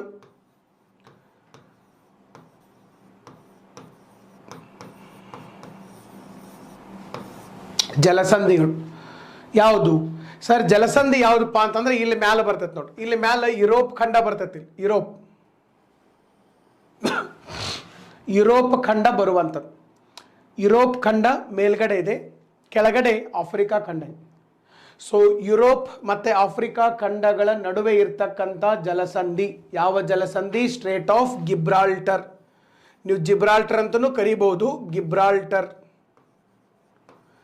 ಸ್ಟ್ರೇಟ್ ಆಫ್ ಗಿಬ್ರಾಲ್ಟರ್ ಅಂತ ಕರಿತೀವಿ. Strait of Gibraltar separates 2 continent, namely Europe and Africa. Africa ಮತ್ತು ಯುರೋಪ್ ಖಂಡಗಳನ್ನು ಬೇರ್ಪಡಿಸುವ ಜಲಸಂಧಿ ಯಾವುದು? ಜಲಸಂಧಿ ಗಿಬ್ರಾಲ್ಟರ್ ಜಲಸಂಧಿ. ಗಿಬ್ರಾಲ್ಟರ್ ಅಂತ ಕರಿತೀವಿ ನಾವು. ಇಲ್ಲಿ ಮೇಲ್ಗಡೆ ಆಫ್ರಿಕಾ ಖಂಡ, ಇಲ್ಲಿ ಕೆಳಗಡೆ ಆಫ್ರಿಕಾ ಇದೆ, ಈ ಕಡೆ ಯುರೋಪ್ ಇದೆ. ಇದು ಖಂಡಗಳು. ಇನ್ನು ದೇಶಗಳನ್ನು ನೋಡೋದಾತಂದ್ರೆ ಸರ್ ನೋಡ್ರಿ, ದೇಶಗಳನ್ನು ನೋಡೋದಾತಂದ್ರೆ ಮೇಲ್ಗಡೆ ಸ್ಪೇನ್ ದೇಶ ಇದೆ. ಯುರೋಪ್ ಖಂಡದಲ್ಲಿ ಸ್ಪೇನ್ ದೇಶ ಇದೆ. ಆಫ್ರಿಕಾ ಖಂಡದೊಳಗಡೆ ಮೊರಾಕೋ ದೇಶ ಇರುವಂಥದ್ದು. ಓಕೆ, ಸೊ ಯುರೋಪ್ ಖಂಡದಲ್ಲಿ ಸ್ಪೇನ್ ದೇಶ ಇದೆ, ಆಫ್ರಿಕಾ ಖಂಡದಲ್ಲಿ ಮೊರಾಕೋ ದೇಶ ಇರುವಂಥದ್ದು. ಮೊರಾಕೋ ಮತ್ತು ಸ್ಪೇನ್ ಎರಡನ್ನೂ ಬೇರ್ಪಡಿಸುವಂಥ ಜಲಸಂಧಿ ಅಂತ ಕೇಳಿದಾಗ್ಲೂ ಗಿಬ್ರಾಲ್ಟರ್ನೇ ಬರ್ತದೆ. ಸ್ಪೇನ್ ಮತ್ತು ಮೊರಾಕೋ ಇಲ್ಲಿ ಬರ್ದಿರ್ತೀನಿ ನಾನು, ಇದನ್ನು ಒಂದು ಸ್ವಲ್ಪ ಕರೆಕ್ಟಾಗಿ ಬರ್ಕೊಂಡ್ರಿ. ಇದು ಆ್ಯಕ್ಚುಲಿ ಯುರೋಪ್ ಮತ್ತು ಆಫ್ರಿಕಾ ಖಂಡಗಳ ನಡುವೆ ಇರುವಂಥದ್ದು. ಯುರೋಪ್ ಮತ್ತು ಆಫ್ರಿಕಾ ಸ್ವಲ್ಪ ಬರ್ಕೊಂತ ಹೋಗ್ಬೇಕಲ್ಲೇ, ನೋಟ್ಸ್ ಮಾಡ್ಕೊತ ಹೋಗಿರ್ಬೇಕು. ಓಕೆ, ಆಮೇಲೆ ರಿವಿಷನ್ ಮಾಡೋಕ್ಕೆ ಹೆಲ್ಪ್ ಆಗ್ತದೆ. ಯುರೋಪ್ ಮತ್ತು ಆಫ್ರಿಕಾ ಖಂಡಗಳ ನಡುವೆ ಇದೆ. ಇನ್ನು ಯುರೋಪ್ನಾಗ ಯಾವ ದೇಶ ಇದೆಪ್ಪ ಅಂತಂದರೆ ಸ್ಪೇನ್ ದೇಶ ಗೊತ್ತೈತಲ್ಲ, ಮ್ಯಾಡ್ರಿಡ್ ರಾಜಧಾನಿ ಸ್ಪೇನ್. ಓಕೆ, ಸೊ ಸ್ಪೇನ್ ದೇಶ. ಇನ್ನು ನೆಕ್ಸ್ಟು ಈ ಕಡೆ ಇನ್ನೊಂದು ದೇಶ ಯಾವುದಿದೆ ಆಫ್ರಿಕಾದೊಳಗಡೆ, ಮೊರಾಕೋ. ಇಲ್ಲಿದೆ ನಮಗೆ ಮೊರಾಕೋ, ಇದು ಮೊರಾಕೋ, ಇದು ಮೊರಾಕೋ. ಮೊರಾಕೋ ದೇಶ ಇರುವಂಥದ್ದು. ಒಂದು ಕಡೆ ನಮಗೆ ಸ್ಪೇನ್ ಇದೆ, ಇನ್ನೊಂದು ಕಡೆ ನಮಗೆ ಮೊರಾಕೋ ದೇಶ ಇರುವಂಥದ್ದು. Between Spain and Morocco, Spain ಮತ್ತು ಮೊರಾಕೋಗಳ ಮಧ್ಯಭಾಗದಲ್ಲಿ ಇರುವಂಥದ್ದು ಯಾವುದಪ್ಪ ಅಂತಂದರೆ ಗಿಬ್ರಾಲ್ಟರ್. ಇನ್ನೊಂದು ಗಿಬ್ರಾಲ್ಟರ್ ಜಲಸಂಧಿ ಭಾಳ ವಿಶೇಷವಾದಂಥ ಒಂದು ಜಲಸಂಧಿ. ಸೊ ಗಿಬ್ರಾಲ್ಟರ್ ಜಲಸಂಧಿಗೆ ಸರ್ ಏನಂತ ಕರೀತಾರ, ಫೇಮಸ್ ಆಗಿ ಕೀ ಟು ಮೆಡಿಟರೇನಿಯನ್ ಅಂತ ಕರೀತಾರೆ. ಏನಂತ ಕರೀತಾರ, ಕೀ ಟು ಮೆಡಿಟರೇನಿಯನ್. ಕೀ ಯಾಕಂದರೆ ಇದು ಹೆಂಗೈತಪ್ಪ ನಿಮಗೆ ಒಂದು ಸರಿ ಇಲ್ಲಿ ಹೇಳಿರ್ತೇನೆ, ತಿಳ್ಕೊಡ್ರಿ. ಹಾಂ, ಇಲ್ಲಿ ನೋಡ್ರಿ, ಇದು ಮೆಡಿಟರೇನಿಯನ್ ಸಮುದ್ರ. ಇದು ಮೆಡಿಟರೇನಿಯನ್ ಸಮುದ್ರದ ಮೇಲ್ಗಡೆ ಯಾವ ಖಂಡ ಇದೆಪ್ಪ ಅಂತಂದ್ರೆ ಯುರೋಪ್ ಖಂಡ ಇದೆ. ಯುರೋಪ್, ಮೆಡಿಟರೇನಿಯನ್ ಸಮುದ್ರದ ಮೇಲ್ಗಡೆ ಯುರೋಪ್ ಖಂಡ ಇದೆ. ಮೆಡಿಟರೇನಿಯನ್ ಸಮುದ್ರದ ಕೆಳಗಡೆ ಯಾವ ಖಂಡ ಇದೆ ಅಂತಂದರೆ ಆಫ್ರಿಕಾ ಖಂಡ ಇದೆ. ಆಫ್ರಿಕಾ ಖಂಡ ಇದೆ. ಮೆಡಿಟರೇನಿಯನ್ ಸಮುದ್ರ ರೈಟ್ ಸೈಡ್ ಯಾವ ಖಂಡ ಇದೆ ಅಂತಂದರೆ that is Asian continent, Asia ಇದೆ. ಈ ಕಡೆ ಏಷ್ಯಾ ಇದೆ, ಈ ಕಡೆಗೆ ಆಫ್ರಿಕಾ ಇದೆ, ಈ ಕಡೆಗೆ ಯುರೋಪ್ ಇದೆ. ಮೂರು ಖಂಡಗಳ ನಡುವೆ ಈ ಒಂದು ಮೆಡಿಟರೇನಿಯನ್ ಸಮುದ್ರ ಇರುವಂಥದ್ದು. ಇಲ್ಲಿ ಏನಾಗಿದೆ ಅಂತಂದರೆ ಈ ಮೆಡಿಟರೇನಿಯನ್ ಸಮುದ್ರಕ್ಕೆ ಹೋಗೋಕ್ಕೆ ಇಲ್ಲೊಂದು ಸ್ವಲ್ಪ ಹಿಂಗೆ ದಾರಿ ಐತೆ ಅಷ್ಟೇ. ಇಲ್ಲಿ ಸ್ವಲ್ಪ ಹಿಂಗೆ ದಾರಿ ಐತಿಲ್ಲ ಅಷ್ಟೇ. ಈ ದಾರಿನೇ ನಮಗೆ ಇಲ್ಲಿ ಏನಾಗೈತಪ್ಪ ಅಂತಂದರೆ ಇಲ್ಲಿ ಯುರೋಪ್ ಖಂಡ ಬಂದು ಹಿಂಗೆ ಎಂಡ್ ಆಗೈತಿ, ಇಲ್ಲಿ ಆಫ್ರಿಕಾ ಖಂಡ ಬಂದು ಹಿಂಗೆ ಎಂಡ್ ಆಗೈತಿ. ಇಲ್ಲಿ ಮೇಲ್ಗಡೆ ಯುರೋಪ್ ಖಂಡ ಇದೆ, ಕೆಳಗಡೆ ಆಫ್ರಿಕಾ ಖಂಡ ಇದೆ.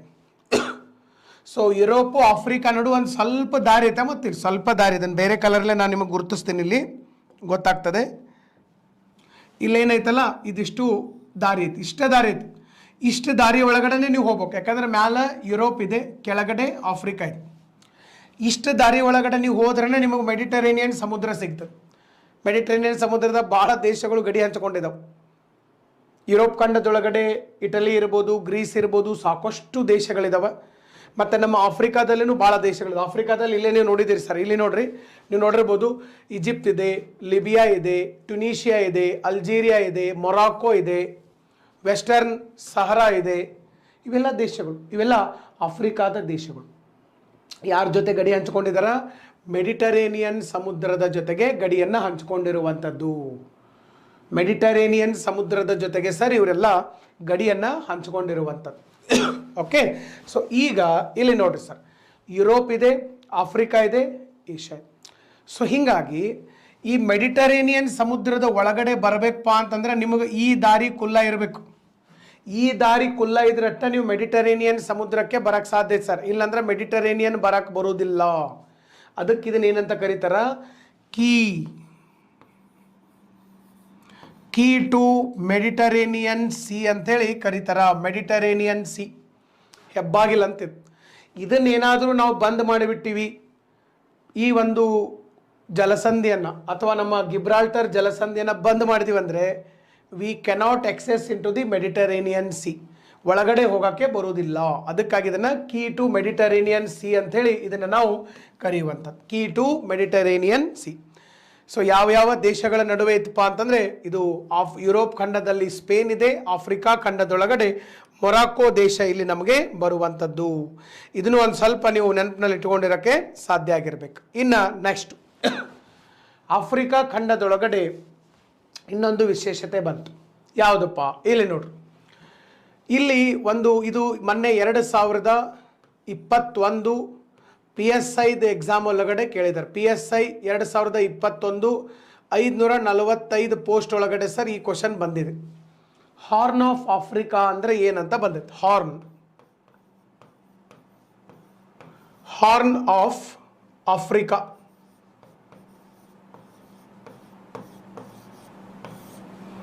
ಹಾರ್ನ್ ಆಫ್ ಆಫ್ರಿಕಾ ಅಂತೇಳಿ ಬಂದಿರುವಂಥದ್ದು. ಹಾರ್ನ್ ಆಫ್ ಆಫ್ರಿಕಾ, ಆಫ್ರಿಕಾದ ಹಾರ್ನ್ ಅಥವಾ ಆಫ್ರಿಕಾದ ಕೊಂಬು ಕನ್ನಡದಲ್ಲಿ ಇಲ್ಲಿ ಬರೆದಿರ್ತೀನಿ, ಆಫ್ರಿಕಾದ ಕೊಂಬು.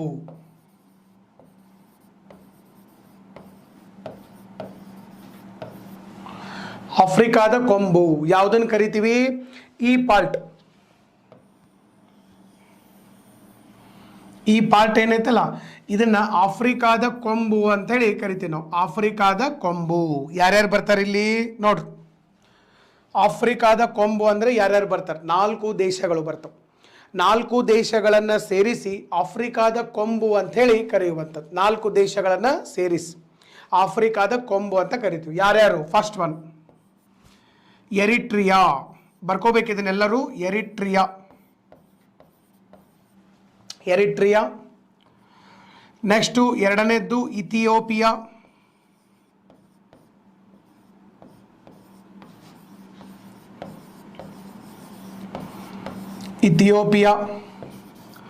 ಮೂರನೇದ್ದು ಜಿಬೌಟಿ.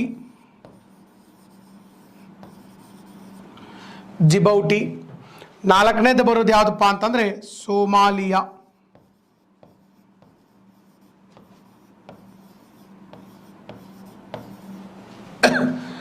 ಸೊ ಮೊದಲೇದ್ದು Eritrea, Ethiopia, Djibouti, Somalia.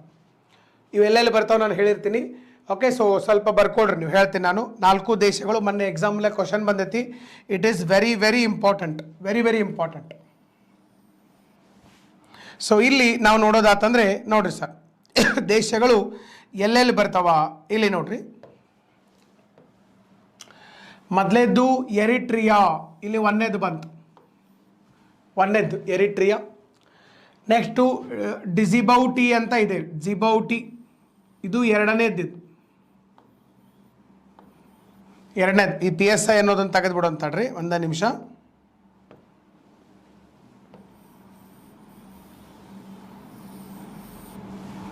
Okay, so ಇಲ್ಲಿ ಜಿಬೌಟಿ ಎರಡನೇದ್ದು ಜಿಬೌಟಿ, ಡಿ ಸೈಲೆಂಟ್ ಐತಿ. ಡಿಜಿಬೌಟಿ ಅಂತಲೂ ಕರಿಬೋದು, ಬರೀ ಜಿಬೌಟಿ ಅಂತಲೂ ಕರಿಬೋದು. ಮೂರನೇದ್ದು ಇಥಿಯೋಪಿಯಾ, ಮೂರನೇದು ಯಾವುದಿದೆ? ಇಥಿಯೋಪಿಯಾ. ನೆಕ್ಸ್ಟ್ ನಾಲ್ಕನೇದು ಯಾವುದಿದೆ? ಸೋಮಾಲಿಯಾ. ಓಕೆ, ಇದು ಒಂದನೇದ್ದು ಎರಿಟ್ರಿಯಾ, ಎರಡನೇದ್ದು ಡಿಜಿಬೌಟಿ, ಮೂರನೇದ್ದು ಇಥಿಯೋಪಿಯಾ, ನಾಲ್ಕನೇದ್ದು ಸೋಮಾಲಿಯಾ. ಮೊನ್ನೆ ಕೂಡ ಸೋಮಾಲಿಯಾ ನ್ಯೂಸಲ್ಲಿದೆ, ಸಾಕಷ್ಟು ಫಿಲ್ಮ್ಗಳು ಕೂಡ ಬಂದಿದ್ದಾವೆ ಸೋಮಾಲಿಯಾ ಮೇಲೆ. ಎಲ್ಲ ಪೈರೇಟ್ಸ್ ಸಮುದ್ರದಲ್ಲಿ ಕಡಲ್ಗಳ್ಳರು ಅಂಥೇಳಿ ನಾವು ಕರಿತೀವಿ. ಸಮುದ್ರದೊಳಗಡೆ ಕಡಲ್ಗಳ್ಳರು ಅಂಥೇಳಿ ನಾವು ಇಲ್ಲಿ ಕರೆಯುವಂಥ ಸರ್, ಕಡಲ್ಗಳ್ಳರು. ಸಾಕಷ್ಟು ಗಿಳತನ ಎಲ್ಲ ಮಾಡ್ತಿರ್ತಾರೆ ಕಡಲ್ಗಳ್ಳರು. ಸೊ ಸೋಮಾಲಿಯಾ, ಇಥಿಯೋಪಿಯಾ, ಇಲ್ಲಿಂದ ಹಡಗುಗಳು ಹೋಗ್ತಿರ್ತಾವೆ. ಇಲ್ಲಿಂದ ಹಡಗುಗಳು ಸರ್ ಇಂಡಿಯಾಕ್ಕೆ ಹೋಗ್ತಿರ್ತಾವ, ಬರ್ತಿರ್ತಾವ. ಈ ಕಡೆ ಸೌದಿ ಅರೇಬಿಯಾ ಕಡೆ ಹೋಗ್ತಾವ, ಹೌದಾ, ಈ ಕಡೆ ಇರಾನ್ ಕಡೆ ಹೋಗ್ತಾವ. ಪೆಟ್ರೋಲ್ ಡೀಸೆಲ್ ಬೇಕಲ್ಲ ಅವ್ರಿಗೂ, ಅಲ್ಲೆಲ್ಲ ಹೋಗಿ ಬರಬೇಕಾದಾಗ ಕಳ್ಳತನ ಎಲ್ಲ ಮಾಡ್ತಿರ್ತಾರೆ. ಏನಾರು ಇರಲಿ, ಇದನ್ನು ಆಫ್ರಿಕಾದ ಕೊಂಬು ಅಥವಾ ಹಾರ್ನ್ ಆಫ್ ಆಫ್ರಿಕಾ ಅಂಥೇಳಿ ನಾವು ಕರೆಯುವಂಥದ್ದು. ಹಾರ್ನ್ ಆಫ್ ಆಫ್ರಿಕಾ ಅಂತ ಕರಿತೀವಿ, ಅಥವಾ ಆಫ್ರಿಕಾದ ಕೊಂಬು ಅಂಥೇಳಿ ಕರೆಯುವಂಥದ್ದು. ಹಾರ್ನ್ ಆಫ್ ಆಫ್ರಿಕಾ ಅಥವಾ ಆಫ್ರಿಕಾದ ಕೊಂಬು. So please remember. Next Eritrea, Ethiopia, Djibouti, Somalia, 4 ದೇಶಗಳು ನಮಗೆ ಇಲ್ಲಿ ಬರುವಂಥ ಸರ್. ಟೋಟಲ್ ಆಗಿ 4 ದೇಶಗಳು ನಮಗೆ ಬರ್ತವೆ. ಸೊ ಎರಿಟ್ರಿಯಾ, ಇಥಿಯೋಪಿಯಾ, ಜಿಬೌಟಿ ಮತ್ತು ಸೊಮಾಲಿಯಾ. ಸೊ ಟೋಟಲ್ ಆಗಿ ನಮಗೆ 4 ದೇಶಗಳು ಇಲ್ಲಿ ಬರುವಂಥದ್ದು. 4 ದೇಶಗಳನ್ನು ಸೇರಿಸಿ ನಾವು ಆಫ್ರಿಕಾದ ಕೊಂಬು ಅಂಥೇಳಿ ಕರಿತೀವಿ. ಓಕೆ, ಸೊ ಇದಿಷ್ಟು ಮಾಹಿತಿಗಳು ನಿಮಗೆ ಗೊತ್ತಿರಬೇಕು. ಇನ್ನು ನೆಕ್ಸ್ಟು ಸರ್ ಆಫ್ರಿಕಾ ಬಗ್ಗೆ ನಾವು ಹೇಳಬೇಕಂತಂದರೆ, ಆಫ್ರಿಕಾದಲ್ಲಿ ಇನ್ನೊಂದು ವಿಶೇಷತೆ, ಇದನ್ನು ಬರ್ಕೊಡ್ರಿ ಸ್ವಲ್ಪ, ಇದನ್ನು ಬರ್ಕೊಳ್ಳೋಕೆ ಸಾಧ್ಯ ಆಗಿರಬೇಕು.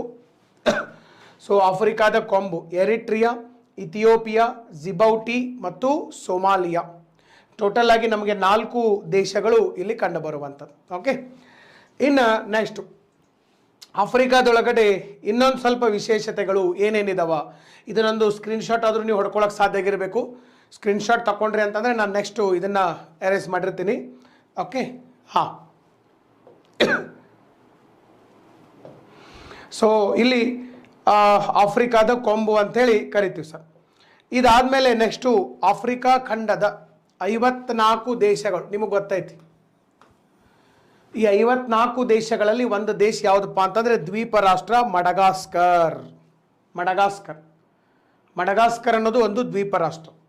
ಈ ಮಡಗಾಸ್ಕರ್ ಮೇಲೆ ಯಾವ ವೃತ್ತ ಹಾಸೋಗಿದೆಪ್ಪ ಅಂತಂದರೆ ಟ್ರಾಪಿಕ್ ಆಫ್ ಕ್ಯಾಪ್ರಿಕಾರ್ನ್ ಲೈನ್. ಮಕರ ಸಂಕ್ರಾಂತಿ ವೃತ್ತ ಹಾಯಿಸೋಗೈತಿಲ್ಲ, ಮಕರ ಸಂಕ್ರಾಂತಿ ವೃತ್ತ.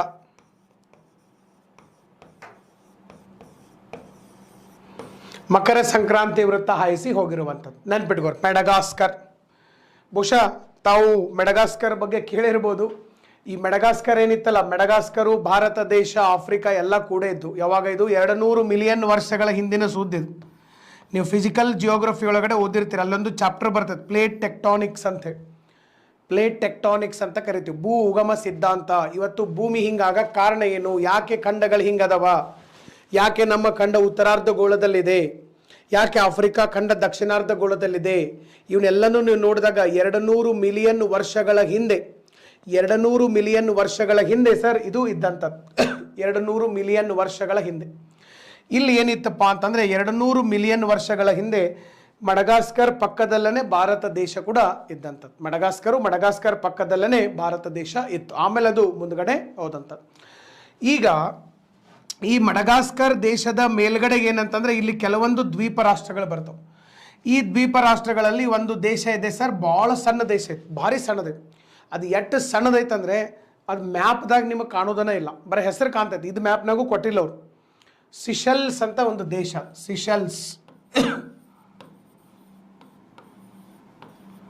ಸಿಶೆಲ್ಸ್ ಅಂತ ಹೇಳಿ ಒಂದು ದೇಶ ಇದೆ. ಮಡಗಾಸ್ಕರ್ ದ್ವೀಪದ ಮೇಲ್ಗಡೆಗೆ ಸಿಶೆಲ್ಸ್ ಅನ್ನುವಂತಹ ಒಂದು ದ್ವೀಪ ಇದೆ. ಈ ಸಿಶೆಲ್ಸ್ ಅನ್ನುವಂಥ ದ್ವೀಪದ ವಿಶೇಷತೆ ಏನಪ್ಪ ಅಂತಂದರೆ, this is the very friendliest nation of India. ಇತ್ತೀಚೆಗೆ ಅಂದರೂ 2019ರಲ್ಲಿ ಕರೋನಾಕ್ಕಿಂತ ಮುಂಚೆ ನರೇಂದ್ರ ಮೋದಿ ಅವರು ಈ ದೇಶಕ್ಕೆ ಭೇಟಿ ಕೊಟ್ಟಿದ್ರು. ಅವರು ಈ ದೇಶಕ್ಕೆ ಭೇಟಿ ಕೊಟ್ಟಂಥ ಭಾರತದ ಪ್ರಥಮ ಪ್ರಧಾನಿ, first prime minister to visit Seychelles country in the continent of Africa. Seychelles ದೇಶ ಭಾರಿ ಸಣ್ಣ ದೇಶ ಇದೆ. ಸಿಶೆಲ್ಸ್ ದೇಶದ ರಾಜಧಾನಿ ವಿಕ್ಟೋರಿಯಾ. ಸಿಶೆಲ್ಸ್ ದೇಶದ ರಾಜಧಾನಿ ವಿಕ್ಟೋರಿಯಾ ಇರುವಂಥದ್ದು. ನೆಕ್ಸ್ಟು ಇಲ್ಲಿ ನೋಡ್ಬೇಕು ನೀವು, ಈ ಸಿಶೆಲ್ಸ್ ದೇಶ ನಮಗೆ ಬಹಳ ಕ್ಲೋಸ್ ಇರೋದ್ರಿಂದ ಇವರು ನಮಗೆ ಒಂದಿಷ್ಟು ಜಾಗ ಕೊಟ್ಟಿದ್ದಾರೆ, ಒಂದು ದ್ವೀಪವನ್ನು ಕೊಟ್ಟಿದ್ದಾರೆ. ಸಿಶೆಲ್ಸ್ ದೇಶದಲ್ಲಿ ಇರ್ತಕ್ಕಂತಹ ಒಂದು ಸಣ್ಣ ದ್ವೀಪ, ಇದು ಮೊದಲೇದನೇ ದ್ವೀಪ ರಾಷ್ಟ್ರ, ಅದರಾಗ ಒಂದು ಸಣ್ಣ ದ್ವೀಪ ಅವ್ರು ನಮಗೆ ಕೊಡ್ತಾ ಇದ್ದಾರೆ. ಇನ್ನೂ ಪೂರ್ತಿ ಕೊಟ್ಟಿಲ್ಲ, ಕೊಡ್ತಾ ಇದ್ದಾರೆ. ಯಾವುದಪ್ಪ ಅಂತಂದರೆ ಕರೆಂಟ್ ಅಫೇರ್ಸ್ನಾಗ ನ್ಯೂಸ್ನಾಗ ಐತದ ಅಜಂಪ್ಷನ್ ಅನ್ನುವಂತಹ ಒಂದು ದ್ವೀಪ. ಅಜಂಪ್ಷನ್ ನೆನ್ಪಿಟ್ಕೋರಿ. ಕರೆಂಟ್ ಅಫೇರ್ಸಲ್ಲಿ ನಾನು ಇದನ್ನು ಕವರ್ ಮಾಡಿರ್ತೀನಿ. ಆಫೀಸರ್ಸ್ ಅಡ್ಡ ಯೂಟ್ಯೂಬ್ ಚಾನಲ್ ಒಳಗಡೆ ಒಂದು ದಿವಸ ಬಿಟ್ಟು ಒಂದು ದಿವಸ ಕರೆಂಟ್ ಅಫೇರ್ಸ್ ಬರ್ತಾ ಇರ್ತದೆ. ಸೊ ಸಾಕಷ್ಟು ಜನ ಅದನ್ನು ನೋಡ್ತಾ ಇರ್ಬೋದು. ಆ ಒಂದು ಕರೆಂಟ್ ಅಫೇರ್ಸ್ ಒಳಗಡೆ ನಾವು ಇದನ್ನು ಕವರ್ ಮಾಡಿರ್ತೀವಿ. ಓಕೆ, ಸೊ ನೀವು ಅಲ್ಲೂ ಕೂಡ ಕ್ಲಾಸ್ಗಳನ್ನು ಕೇಳ್ಬೋದು. ಅಜಂಪ್ಷನ್ ಅನ್ನುವಂತಹ ಒಂದು ದ್ವೀಪ ಇದೆ. ಈ ಅಜಂಪ್ಷನ್ ದ್ವೀಪ ಯಾವ ದೇಶದಲ್ಲಿದೆ ಅಂತಂದರೆ ಸಿಶೆಲ್ಸ್ ದೇಶ. ಮತ್ತು ನಮಗೆ ಯಾಕೆ ಕೊಡಾಕತ್ತಾರೆ ಇವರು? ನಮಗೆ ಯಾಕೆ ಕೊಡಾಕತ್ತಾರ ಅಂತಂದರೆ, ನಾವು ಒಂದು ನೌಕಾನೆಲೆಯನ್ನು ಮಾಡ್ತಾ ಇದ್ದೀವಿ ಸರ್. ಒಂದು ನೌಕಾನೆಲೆ, ಭಾರತ ದೇಶಕ್ಕೆ ಒಂದು ನೌಕಾನೆಲೆಯನ್ನು ಮಾಡೋಕ್ಕೆ ಇದು ಪರ್ಮಿಷನನ್ನು ಕೊಡ್ತಾ ಇದ್ದಾರೆ. ಬಟ್ ಇನ್ನೂ ಒಂದು ಸ್ವಲ್ಪ ಅದು ನಡೀತಾ ಇದೆ, ಪ್ರೊಸೆಸ್ ಎಲ್ಲ ನಡೀತಾ ಇದೆ. ಬಟ್ ಮುಂದಿನ ದಿನಗಳಲ್ಲಿ ಮತ್ತೆ ಅದು ಕರೆಂಟ್ ಅಫೇರ್ಸ್ನಾಗ ಡೆಫಿನೆಟ್ಲಿ ಬರ್ತದೆ. ಸ್ವಲ್ಪ ನೆನ್ಪಿಟ್ಕೋಬೇಕು, ಇವೆಲ್ಲ ಕರೆಂಟ್ ಅಫೇರ್ಸ್ನಾಗ ಬಂದಿದ್ದು. ಮೊನ್ನೆ ನಾನೊಂದು ವಿಡಿಯೋ ಮಾಡಿದ್ದೆ. ಈಗ ಸದ್ಯ ರಷ್ಯಾ ಮತ್ತು ಉಕ್ರೇನ್ ಸಿಕ್ಕಾಪಟ್ಟೆ ಜೋರೈತೆ. ರಷ್ಯಾ ಮತ್ತು ಉಕ್ರೇನದ್ದು ಭಾರಿ ಜೋರೈತೆ ಸುದ್ದಿ. 12-13 ದಿವಸ ಆದರೂ ಯುದ್ಧ ನಿಲ್ಲಿಸ್ತಾ ಇಲ್ಲ. ಯಾಕೆ ಯುದ್ಧ ಮಾಡ್ತಾ ಇದ್ದಾರೆ, ಇದರಿಂದ ಪರಿಣಾಮಗಳೇನು, ಭಾರತದ ಮೇಲೆ ಪರಿಣಾಮಗಳೇನು, ರಷ್ಯಾ ಎಲ್ಲಿ ಬರ್ತದೆ, ಉಕ್ರೇನ್ ಎಲ್ಲಿ ಬರ್ತದೆ, ಡಿಟೇಲ್ ಆಗಿ ಒಂದು ವಿಡಿಯೋ ಕೂಡ ಮಾಡಿದ್ದೀನಿ ನಾನು ಆಫೀಸರ್ಸ್ ಅಡ್ಡ ಯೂಟ್ಯೂಬ್ ಚಾನಲ್ ಒಳಗಡೆ. ಸೊ ನಾನು ಒಂದು ವಿಡಿಯೋ ಕೂಡ ಮಾಡಿದ್ದೀನಿ. ಯಾರು ನೋಡಿಲ್ಲ ಇಮ್ಮಿಡಿಯೇಟ್ ಅದನ್ನು ನೋಡೋಕ್ಕೆ ಸಾಧ್ಯ ಆಗಿರಬೇಕು. ಓಕೆ, ಸೊ ಅದನ್ನು ನೋಡಿ ನೀವು ಯುದ್ಧ ಯಾಕೆ ನಡೀತಾ ಇದೆ, ಏನು ಕಾರಣ, ಏನು ಹಿಸ್ಟ್ರಿ ಏನು. ಯಾಕಂದರೆ ಒಮ್ಮೊಮ್ಗಿಲೆ ಯುದ್ಧಗಳು ಆಗಂಗಿಲ್ಲ, ಎಲ್ಲ ಮಿಕ್ಕಿ ನಿಂತಾಗ ಯುದ್ಧಗಳು ಶುರು ಆಗ್ತಾವೆ. ಸೊ ಇದು ಶುರುವಾಗಿದ್ದು ಯಾವಾಗಪ್ಪ ಅಂತಂದರೆ 2014ರಿಂದನೇ ಶುರುವಾಗಿತ್ತು, ಕ್ರೀಮಿಯಾ ಉಕ್ರೇನ್. ಬಟ್ ಆ್ಯಕ್ಚುಲಿ ಶುರುವಾಗಿದ್ದು 1991 disintegration of USSR, United Soviet socialistic republic ಯಾವಾಗ ಕೊಲ್ಯಾಪ್ಸ್ ಆಯಿತು ಅವಾಗಿನಿಂದ ಅಮೇರಿಕಾ ಮತ್ತು ರಷ್ಯಾದ ನಡುವೆ ಜಗಳ ನಡೆದಿದೆ. ಈಗ ಅವರಿಬ್ಬರು ಜಗಳದಾಗ ಇವು ಸಹಾಯಕತ್ತಾರೆ, ಯಾರು ಉಕ್ರೇನ್ದವ್ರು. ಸೊ ಇವೆಲ್ಲ ನಿಮಗೆ ಹಿಸ್ಟಾರಿಕಲಿ ಗೊತ್ತಿರಬೇಕು. ಸಾಮಾನ್ಯ ಜನರಿಗೆ ಯುದ್ಧ ನಡ್ಯಾಕತ್ತೈತಿ, ಬಾಂಬ್ ಬಗ್ಯಾಕತ್ತಾರ ಅಟ್ಟ ಗೊತ್ತಿರ್ತೈತಿ. ನಮ್ಮ ಮಂದಿ ಅಲ್ಲಿದ್ದರು, ಅವರೆಲ್ಲ ಹೊಳೆ ಬಂದರು, ಬರಲಿಲ್ಲ, ಇಷ್ಟ. ಬಟ್ ನಿಮಗೆ ಯಾಕೆ ನಡೀತಾ ಇದೆ, ಏನು ಕಾರಣ ಎಲ್ಲನೂ ನಿಮಗೆ ಗೊತ್ತಿರಬೇಕು. ಯಾಕೆ ವಿಶ್ವಸಂಸ್ಥೆಯವ್ರ ನಡುವೆ ಬರ್ತಾ ಇಲ್ಲ, ಯಾಕೆ ಅಮೇರಿಕಾದವ್ರು ಆರ್ಥಿಕ ದಿಗ್ಬಂಧನ ಹೇರ್ತಾ ಇದ್ದಾರೆ, what is the impact of economic sanctions, ಆರ್ಥಿಕ ದಿಗ್ಬಂಧನದಿಂದ ಏನಾಗ್ತವೆ, ಇವೆಲ್ಲ ಸಮಗ್ರವಾಗಿ ನೀವು ತಿಳ್ಕೊಂಡಿರೋಕ್ಕೆ ಸಾಧ್ಯ ಆಗಿರಬೇಕು. ಓಕೆ, ಸೊ ಇಷ್ಟೆಲ್ಲ ಮಾಹಿತಿಯನ್ನು ನಾವು ಇಲ್ಲಿ ಆಫ್ರಿಕಾ ಖಂಡದ ಬಗ್ಗೆ ನಾವು ತಿಳ್ಕೊಂಡಿದ್ದೀವಿ. ಇದರ ಜೊತೆಗೆ ಇನ್ನೊಂದು ಏನಪ್ಪ ಅಂತಂದರೆ, ಒಂದು ಪಾಯಿಂಟು, ಆಫ್ರಿಕಾ ಖಂಡದಲ್ಲಿ ಪ್ರಮುಖ ಪರ್ವತ ಶ್ರೇಣಿಗಳದು, ಅದನ್ನೊಂದು ನಾವು ಬಿಟ್ಟಿದ್ವಿ. ಪರ್ವತಗಳನ್ನು ನಾವೇನೋ ನೋಡಿದ್ದೀವಿ, ಬಟ್ ಪರ್ವತ ಶ್ರೇಣಿಗಳನ್ನು ನಾವು ನೋಡ್ಬೇಕು. ಪರ್ವತ ಶ್ರೇಣಿಗಳು ಯಾವಪ್ಪ ಅಂತಂದರೆ ಅಟ್ಲಾಸ್ ಪರ್ವತ ಶ್ರೇಣಿಗಳು ಇಲ್ಲಿದಾವ ನೋಡ್ರಿ. ಅಟ್ಲಾಸ್ ಅಂತಕ್ಕಂಥ ಪರ್ವತ ಶ್ರೇಣಿಗಳು, ಅಟ್ಲಾಸ್ ಪರ್ವತ ಶ್ರೇಣಿಗಳು. ಈಗ ನಮ್ಮಲ್ಲಿ ಹೆಂಗೆ ಭಾರತ ದೇಶದಲ್ಲಿ ಅಥವಾ ನಮ್ಮ ಏಷ್ಯಾ ಖಂಡದಲ್ಲಿ ಹೆಂಗೆ ಹಿಮಾಲಯ ಪರ್ವತ ಶ್ರೇಣಿಗಳಿದ್ದಾವೆ, ಅದೇ ರೀತಿಯಾಗಿ ಆಫ್ರಿಕಾ ಖಂಡದಲ್ಲಿರ್ತಕ್ಕಂಥ ಪರ್ವತ ಶ್ರೇಣಿಗಳು, ಆಫ್ರಿಕಾ ಖಂಡದ ಪರ್ವತ ಶ್ರೇಣಿಗಳು ಯಾವಪ್ಪ ಅಂತಂದರೆ that is atlas mountain ranges ಅಂತ ಹೇಳಿ ಕರಿತೀವಿ. ಅಟ್ಲಾಸ್ ಪರ್ವತ ಶ್ರೇಣಿಗಳು ನೆನಪಿಟ್ಕೊಂಡು. ಅಟ್ಲಾಸ್ ಪರ್ವತ ಶ್ರೇಣಿಗಳು ಆಫ್ರಿಕಾ ಖಂಡದ ಯಾವ ಭಾಗದಲ್ಲಿದ್ದಾವೆ ಅಂತ ಕೇಳಿದರೆ ಆಫ್ರಿಕಾ ಖಂಡದ ವಾಯವ್ಯ ಭಾಗದಲ್ಲಿದ್ದಾವೆ.